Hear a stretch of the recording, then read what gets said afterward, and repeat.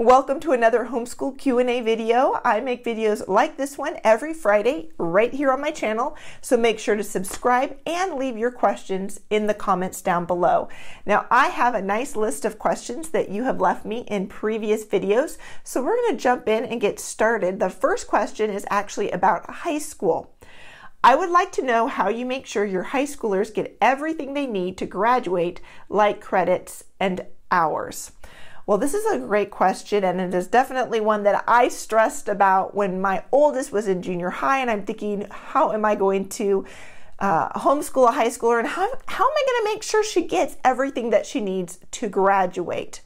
Well, depending on what state you homeschool in and what option you choose for homeschooling, it may determine it'll determine whether or not your graduation requirements are dictated to you either by the state or what program you're a part of, or if you determine the graduation requirements yourself.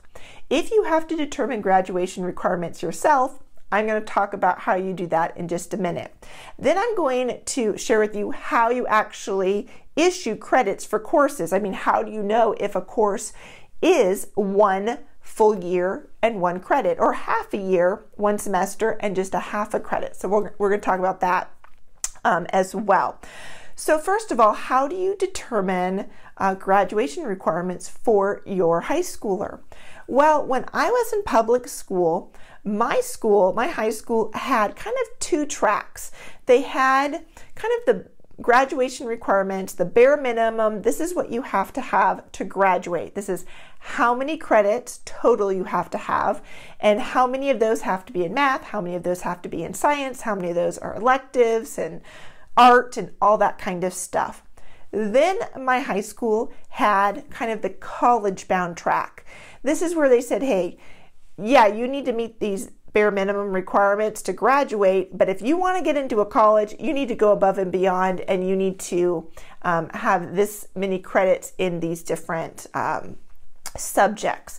And so that's what I did when I determined the graduation requirements for our homeschool. I knew that some of my kids would go on to college, and I knew that some of them probably wouldn't. And so I went ahead and made a kind of bare minimum. This is what I think all of my kids need to graduate from high school to be able to enter into the adult world, to get a job, to go to a trade school or whatever. But this is the bare minimum that I think they need to graduate. Then I had a college-bound track. So how did I determine what requirements, though, were in each of those tracks? Well, I went and looked at other high schools and saw what they required. So I looked at the different high schools, public high schools and private high schools in my area. I looked in my city and throughout my state and in other states, and I went, what do they require high schoolers to know, or not to know, but to how many credits do they require them to have to graduate? And so I made note of that, and I determined how many credits my students needed to graduate based on what I had found in my research of other high schools. I also looked at other high schools and said, okay, what was their bare minimum? This is what you need to graduate. Well, how many credits for math? How many credits for science? And I looked at that, and I knew that I wanted my kids to have several years of Bible in there.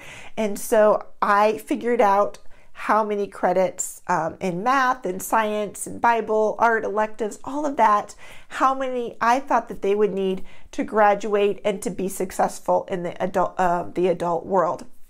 Then I needed to determine what was the college-bound track. The kids that I'm pretty sure, or at least I thought might be going to college, what did they need so that they could get into a college? Well, the best place to look to figure out what they need to get into a college is to look at the colleges. I went ahead and pulled up the colleges in our area, the colleges that I thought my daughter might want to go to, looked at some of the big name colleges as well, and said, what do they require? How many credits in each subject do they require for them to be able to accept a student into their college? And I just took that, and that was our kind of college-bound track for my oldest daughter. So far, I've only graduated once, but that was I knew she was going to go to college, and so that was the number of courses the number of credits she needed to take for each subject and all that. I based it off of what I learned that colleges required for her to be able to enter into that college. So that's how I determined the requirements, the graduation requirements. So how exactly did I determine whether or not a course was worth 1 credit or a half a credit? And keep in mind that 1 credit is for a year-long course, a half a credit is for a semester course. Well, the best way to do this is really to determine by the number of hours. That's kind of the suggestion, is to base 1 full credit, which would be a 1-year-long course, off of the number of hours your student put into the course. So I'm just reading something that I have written here. This is HSLDA's guidelines. If you don't know about HSLDA, it stands for Homeschool Legal Defense Association. I encourage you to check them out if you don't know about them. I'll leave their link down below. But HSLDA recommends that high school students put in 120 to 180 hours of schoolwork for a 1 credit or 1-year course.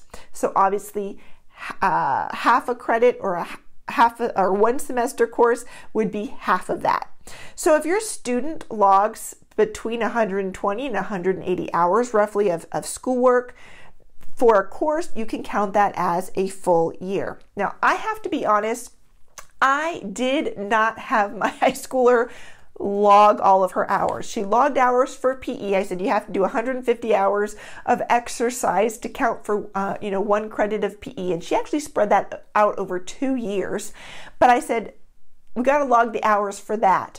But for all of her other subjects, I just said, you know what? If we got through a curriculum that was meant to be a 1-year-long course, if we got through most of it, then that's 1 credit. So when she did Apology of Chemistry, that's supposed to be a 1-year-long course. We counted it as 1 credit. And so I didn't get too nitpicky about keeping a log with all the hours, but that is just so you have that in your mind. A year-long course should take them about 120 to 180 hours of work. But again, your curriculum might actually say how many credits completing that curriculum gives a student. They might say, hey, if you do this curriculum, it's going to count as maybe 1 full credit of history and a half a credit of literature. If you're doing a science course and it is a 1 year, it's meant for 1 year, then you can be pretty confident that if you complete most of it, your student has earned 1 credit. The next question is, can you talk about how you avoid all the shiny new homeschool curriculum and stay on course? How have you stayed focused on your goals and not jumped on every new curriculum fad trend in homeschool over the years? Well, I have to say that I haven't always been good at avoiding all the shiny new curriculum, especially in the beginning of my homeschool journey. But I think the key here for me has been having long-term goals and having short-term or yearly goals for my family and choosing curriculum based on whether or not they meet those goals. So my husband and I have long-term goals for our family, not just with homeschooling, but with the relationships that we want our children to have, the relationships we want with our children, things like that. So we have long-term goals for our family when it comes to homeschooling and just our family in general. So I want to make sure that the curriculum I'm purchasing helps me accomplish and meet those goals. I also set yearly goals for our family and our homeschool and for each individual child. And so I have to look at, is a particular curriculum going to help me meet those yearly goals for each of my kids? So for example, one of my yearly goals was really to bring us together as a family. I wanted us to be more unified. I wanted my kids to get along better and enjoy being together. And so I really felt that the best type of curriculum to accomplish that was one that we were actually all working together, where we weren't, everybody wasn't doing their own curriculum, but we were all together learning together. And so I chose curriculum that I was able to incorporate all of my kids that was like multi-age learning curriculum. And so that was the year that we did the Mystery of History. And before that, we did My Father's World. all of my kids learning together. And that really helped us to accomplish our goal of family unity and growing together. Well, a couple years later, I realized that our yearly goal was no longer family unity. I mean, that was a long-term goal. We always want to be growing together as a family, but I knew that my yearly goal was each kid had specific areas where they needed more focus. They needed a curriculum that was really going to help them. One child struggling with spelling, one child struggling with math, one child who really didn't get the grammar and writing at the level that she needed because we had been doing this group learning. And so I realized that I needed now to choose curriculum that met this yearly goal that I had for each of my students. And that yearly goal was very individualized. And so I had to pick curriculum that was very individual for each student, and so we no longer did learning together. And so it helped me though when I went to choose curriculum. I can't really, the shiny new curriculum does draw my attention, and I definitely research it, but I always choose, or I try to always choose based on whether or not it'll help us meet our long-term goals and our short-term yearly goals for each child and for our homeschool.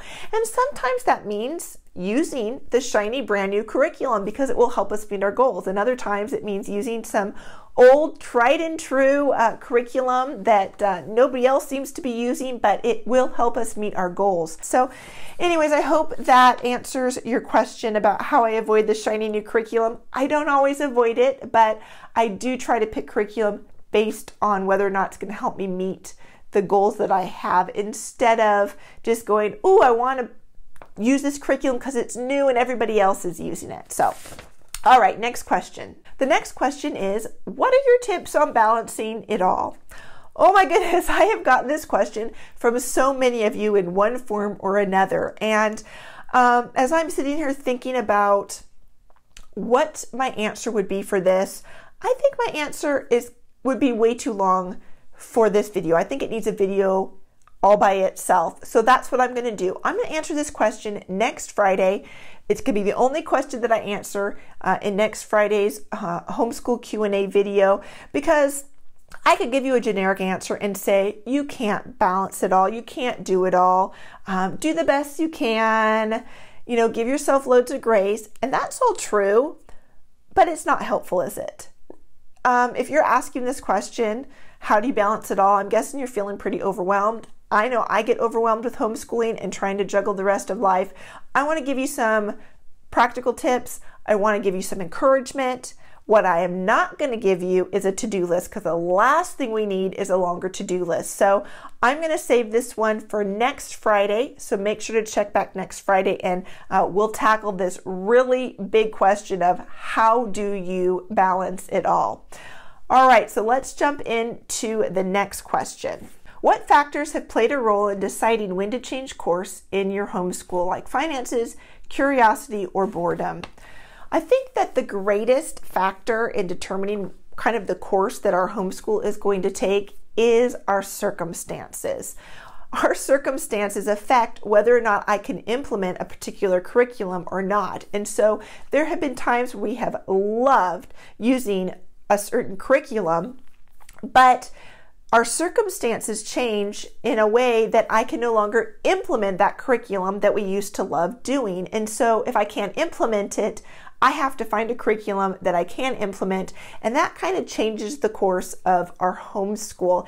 And our circumstances don't just affect the curriculum that we're choosing, but also how we do homeschool. When I was on bed rest, we had to drastically change how we did homeschool. We could no longer do it in our schoolroom. I could no longer stand at a whiteboard and teach my kids. I had to do everything from bed, have them pull up a table, have older kids helping younger ones. We just had to do homeschool completely differently. So I think for me, circumstances are huge in determining the course of our homeschool. And obviously, kind of under our circumstances would be our financial circumstances. That's going to determine what kind of curriculum we can purchase. I am wondering, do you ever get the older siblings to teach a lesson? Yes, I have had older siblings teach younger siblings in the past, but only if they want to do it and they enjoy it. So it is not something that I use as a means to educate my younger children. I just believe that's my responsibility as a parent. But if I have older children who want to help and they enjoy that, then by all means, they are, I will let them help me in any way they want to. So the answer to that is yes, but only if they want to do it. And then the last question is, do any of your children have learning disabilities? How do you handle if the younger sibling is more advanced than the older one? And this is really a great question. And so I actually wrote out my answer to this one because I feel like there was just something on my heart that I wanted to articulate to you guys about this question, and I wasn't sure if I was going to remember all of it. So I'm actually going to do something that I don't normally do, and I'm going to read my response, my answer to this question off of my notes here. So, so far, I am not aware that any of my children have learning disabilities. However, I still have had younger siblings that are more advanced, or at least at the same level, if not more advanced than their older siblings. So in these times, I have to remind each of my kids that God has gifted them differently. One might be good in math and another in English. Some might be good building things with their hands and another at book learning. I try to encourage each child to thank God for the gifts that He has given them, and also to thank God for the gifts He has given to their siblings. Now, this is easier said than done. What I don't want to do, though, is hold the more advanced child back, because I really don't think this benefits anyone. It might save the older child from having hurt feelings, but it really doesn't benefit that older child in the long run. I think each of our children need to recognize and learn that they have strengths and they have weaknesses. A child who struggles with academics has other gifts and abilities that God has blessed them with. Perhaps it's being able to cheer people up and make them laugh. Perhaps they have the wonderful gift of being able to sympathize with others, or the gift of service. I have to remind myself that being strong in academics is not the greatest gift. They are all equally valuable and needed in this world. It's our society and the world that says that one gift is better than the other, that academics is better than some of the other gifts. But we need to help our kids reject that notion and thank God for the way He has created them and He has gifted them. And so when I have had children that, are 2 years younger, but yet they're at the same level or above that level in a certain subject than their older siblings, I try to help each of my kids not only to be thankful for how God has created them, but also how God has created their siblings.